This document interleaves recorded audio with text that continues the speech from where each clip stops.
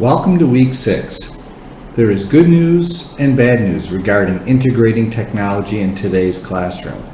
The good news is that there has never been a time when there are so many options available for extending the reach and efficacy of our teaching. The bad news is that the tremendous diversity of resources can make support challenging and sometimes even impossible. As we consider the latest, greatest technologies, we need to carefully ask ourselves whether adopting new resources or resources outside of our LMS, if we're using one, is worth the additional learning curves and technical assistance. Most organizations will support only a limited range of hardware and software, understanding that labor is not unlimited and that some form of triage must occur in order for basic operations and processes to continue. In such situations, teachers who adopt outside tech resources, if in fact they are allowed to do so, find themselves with the responsibility of having to offer frontline support for their students. This in turn can significantly add to workload, which might draw effort away from instruction itself.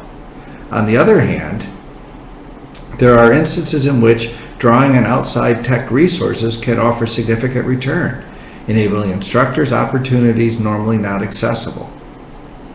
In general terms, I'll always try to use tech resources supported by the institution in which I am teaching. In most instances, these will be tools that are part of the institution's LMS. On occasion, however, I will have content that can be more effectively engaged with tools outside of the LMS and even outside of the institution. In such instances, I'll look for resources using the following criteria. Is there an existing institutional resource that can be adapted for new purposes? Will the resource work on my students' personal technologies, which can include Apple, Windows, and Google products?